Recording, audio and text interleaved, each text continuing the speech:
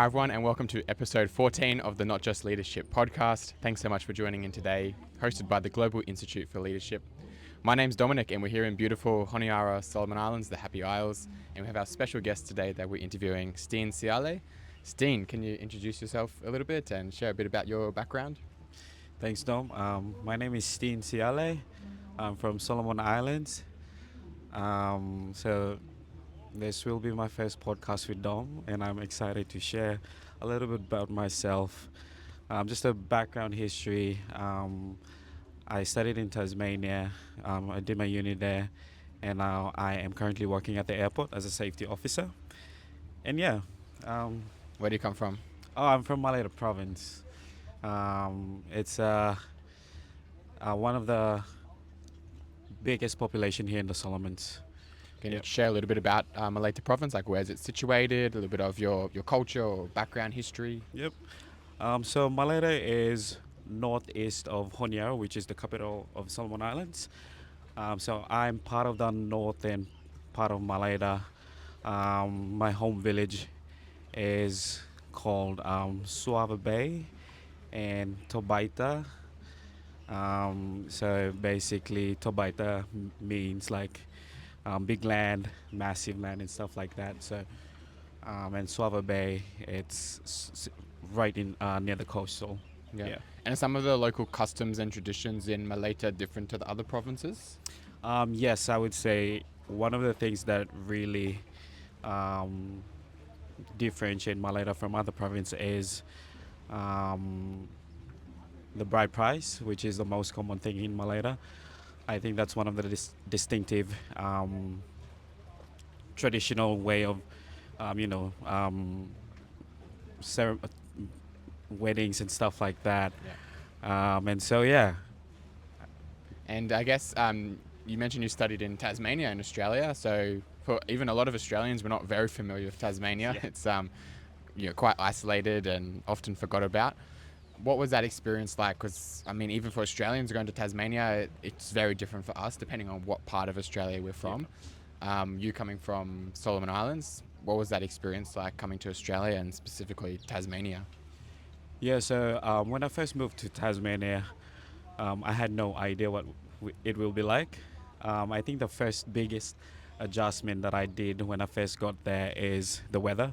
It's so different compared to here in Solomon Islands, tropics, and then now you're like straight into like cold, cold, cold weather, and it's so like even Tasmania during summer it's still cold, and that is something that I find it very difficult at the start, but it kind of slowly grew on me, and then I acclimatized.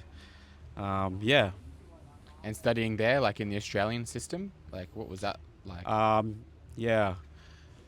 For here in Solomon Islands is very different from Australia. The education structure and stuff like that. So university. So I was at UTAS, University of Tasmania. I was in Launceston, and I think one of the things that kind of um, challenged me is like here in Solomons. I am so used to relying on people, on my friends to do assignments and stuff like that.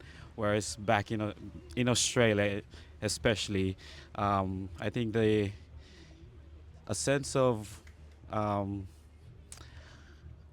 it's more individualistic. Yeah. Doing assignments like for sure you would have group projects and stuff like that, but at the end of the day, like you have to do stuff on your own, and Yeah. that kind of taught me a lot Yeah. to like not to depend on others. Yeah. Yeah.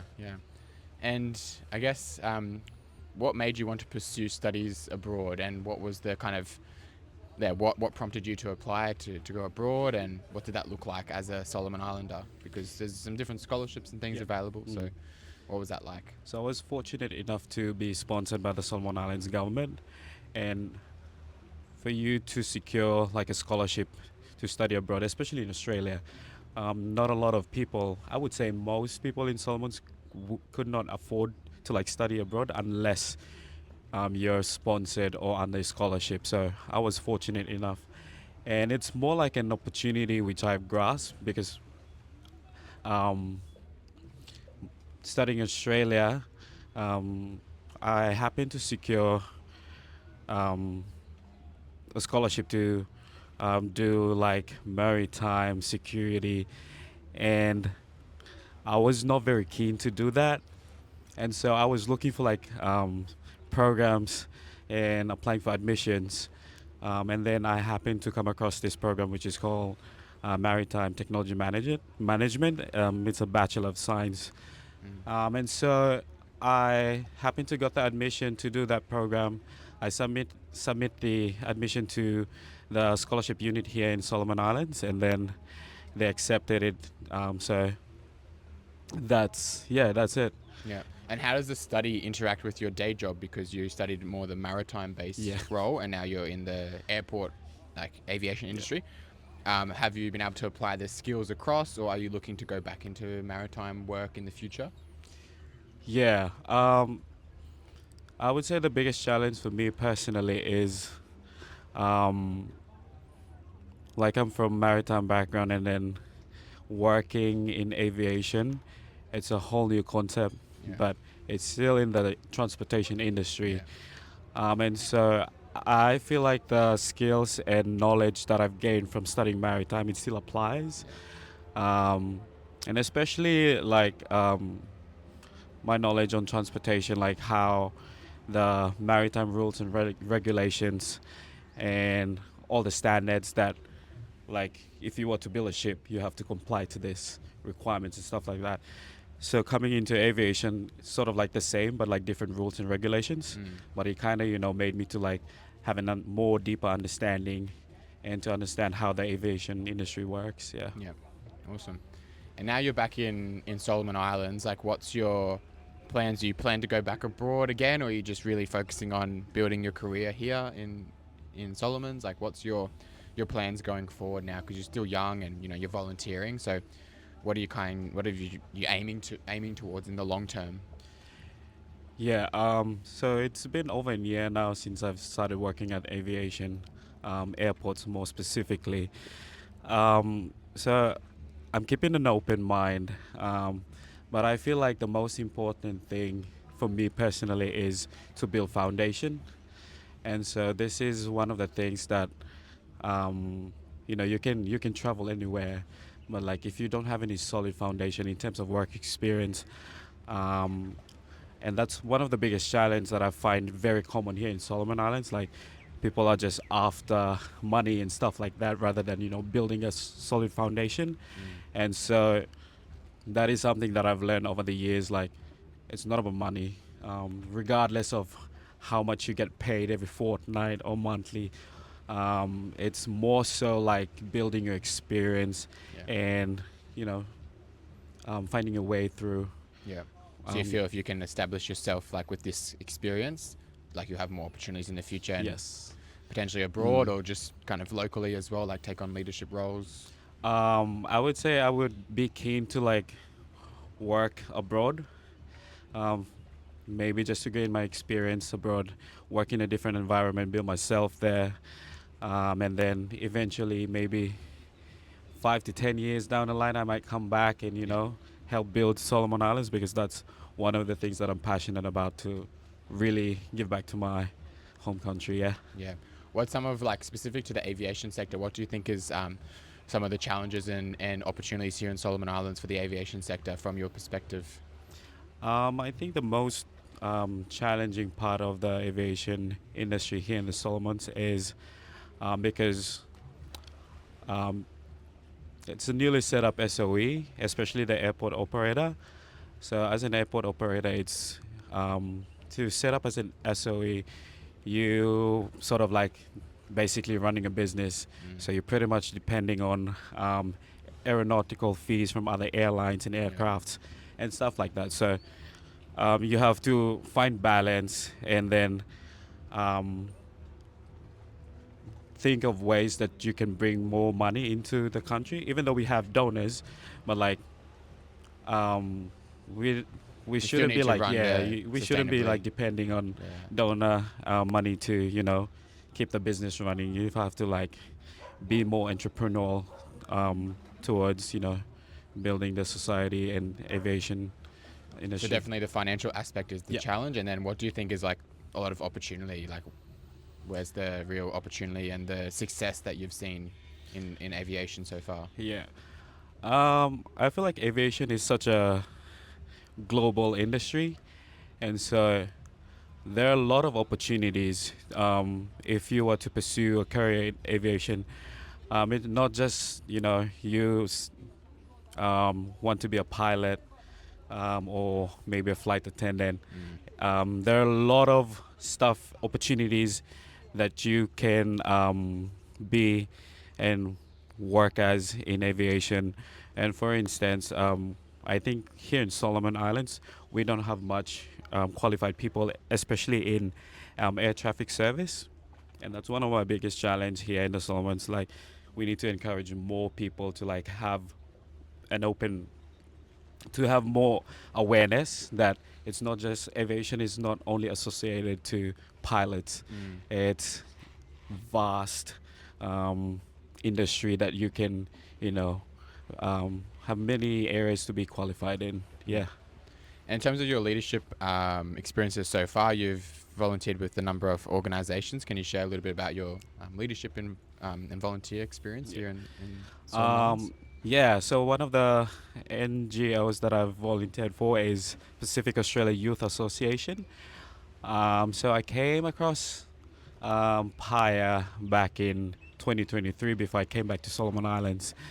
And so at that time I was looking for jobs, as a new graduate. So I kind of, just throwing myself out there to be more involved in such spaces where you can just connect with people, especially young leaders, and to build yourself as a new graduate professionally, and as well as your own personal growth. And so, yeah, uh, I joined PIA back in last year, 2024, and it's over a year now. And then I happened to attend the Nauru YLS, which is last year as well, and I was fortunate enough to be sponsored by the Australia High Committee in Honiara, and that has given me a new way of thinking as a young leader. It has boosted my morals and my own values, and basically just build my character as a young person. Yeah. And you also volunteered last year at the Empowering Youth to be Employable workshop. Yes. We hosted at Dreamcast. Yeah. So I volunteered, and I was fortunate enough to be part of that workshop. Yeah, especially to just give back to young people, give the space to youths to express themselves, and to also share my own experience in life as well. And I feel like that's one of the things which drives me to be to give back to young people, to volunteer in such spaces. Yeah. And sometimes youth, they can, depending on our different cultures and backgrounds, can be a little bit maybe closed off to volunteering because they want to pursue more paid opportunities or they want to get some benefit. What would be your kind of thoughts and reflections on that, and any advice? I would say, like most young people, so in life there's a process. You can't go from point A to point Z. Like, you have to follow every single step. And I feel like the most important aspect in life is to build foundation. I feel like most young people are after money. So once you're after money, especially if you're working, and then like you want more money, it won't like give you the satisfaction in life. If you're after money, so you're gonna go from one point to another looking for more. But I feel like comes down to yourself as a person. Like, if you're finding yourself in a space where you want to build your experience and have solid foundation and find true meaning in what you're doing, and then I feel like volunteering is one of the powerful tool to build yourself and to train yourself as a young person to not like expecting for money and stuff like that. It's a rewarding thing to, you know, um, engage yourself in volunteerism. Yeah. Yeah, 100%. In your leadership roles so far, has there been like any particular challenges, or just throughout the journey of like education and work, has there been any real challenges that you've faced? Yes. One of the things that I find it very challenging is self-discipline. So self-discipline is, to me, basically is doing what you don't want to do until it becomes what you want to do. So if like you have to get up early in the morning, but you don't want to, like, um, so if you have a job and then like the expectation is for you to arrive before 8 a.m., which I know one of the things that kills most Pacific island people is time, the island time, which is not a good practice if you know, want to go and work in Australia or live in Australia, because timing is everything. And so to me, self-discipline is you waking up every morning. If your job expects you to be at 8 a.m., you have to be there before 8 a.m. At first, it's something that maybe you don't want to do. Maybe you're just like taking it very casual. But if you're like, okay, I have to be at work 8 a.m., you have to train yourself. Wake up early, set your alarm, do whatever you can do in the morning, and aim to be at work before 8. And eventually, once you do that up to 26 days, it becomes your habit. And then once it becomes your habit, it will become your daily routine. Yeah. Yeah, it's good advice. And even I think as Australians, we have a lot to learn from like living in the Pacific too, because it can help us just take a step back and slow down and not be too frantic. And we're very, very punctual with our time. So almost to the point of sometimes too much. So I definitely appreciate like my experiences in the Pacific, just being able to slow down and not having to do something at every single hour. Of course, it's good to have the time motivation and the be on time, but also sometimes we need some leeway for life. So I think if we can get the two systems, two cultures to combine, we have that nice balance where we're on time, but we also understand that things happen and not everything always goes to plan. So I think we have like things to learn from each other in that area, which is really good. Do you have any like advice for youth or anyone really, Solomon Islands or from other countries that like really want to take on some leadership roles? What's your advice for them? I think my only advice for young youth or young leaders out there is to be not afraid. Um, Fear is something that will stop us from, doing things.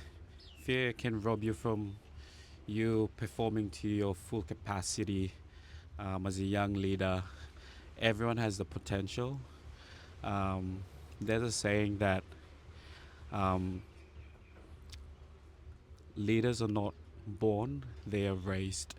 And I feel like the raising part is you as a young people allow yourself to be trained, and in whatever space, even if it's formal education, if it's life advices from other people, encouragement, or if people correct you when you do something wrong. I feel like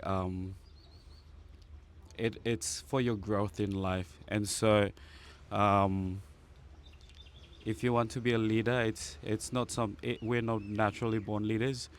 Leaders are trained in various different spaces, and so allow yourself, and then have an open mind to um, take in um,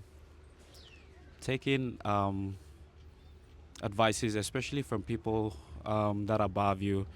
I know that we live in a free world, and there's a tendency that that can be you may have freedom, but like there are always people that are placed above you, which you have to bring honor, and there are people sacrificing things for you to, you know, um, make it in life. So um, just be open to whatever that may come your way. Yeah. Yeah, definitely. And I think also being open, and then also if you can be consistent as Yep. well, and just Definitely. consistently, as you mentioned about the habits, like Mm. creating those good daily habits. And as you maintain those habits and that consistency over a long period of time, you will have opportunities come your way, and you'll have promotions and people come to you for advice. Yep. So if we can just, you know, keep at it day at a day, day by day, for years, really, on end, something that necessarily will happen immediately. It might. Some opportunity might come straight away, but if we can continue that journey and just build our habits and development day by day, we will see the benefits and reap the rewards in the future, because we live for 70, 80, 90, 100 years, and we have 24 hours in a day. If you do something for 1 hour a day, that's only 4% of your day. So if you do 1 hour of study a day, you're only giving up 4% of your time. But that 1 hour, if you can consistently do that for a long period of time, you're going to have so much knowledge and growth that your peers might not, if they don't have that same level of discipline. So yeah, it's great advice to be open and not let fear take over, and then just apply ourselves daily in our activities. Any final comments, or maybe something in Pidgin for our local audience watching? Yeah, for the local audience out there, you say Solomon Islands is it has got a potential to grow as a nation, and future of Solomon Islands is Hamlohan next generation, and so do not be afraid to take the step and to be different in whatsoever spaces where you got him as a young people, and be bold and courageous. I think I'm not lost something, but me talem lo my local audience. Yeah. Awesome. Thank you to my Steen. Great to have you on. I Thank think you. our first Solomon Islander. Yeah. So hopefully not the last. Always good to be able to film these podcasts in country, and hopefully can continue to do that with this podcast series. So appreciate your time and your openness, and I think I've learned a lot as well and feel encouraged and inspired. And so we hope those of you watching there, if you're from Solomon Islands, other Pacific Islands, or anywhere around the world, thanks for joining in to the Not Just Leadership podcast, where we talk about leadership, but not just leadership, other things as well, like culture, personal development, and our life background and story. Really grateful for you for joining in to this episode number 14. Stay tuned for a new episode every Sunday. Thanks for your time once again, and see you next week.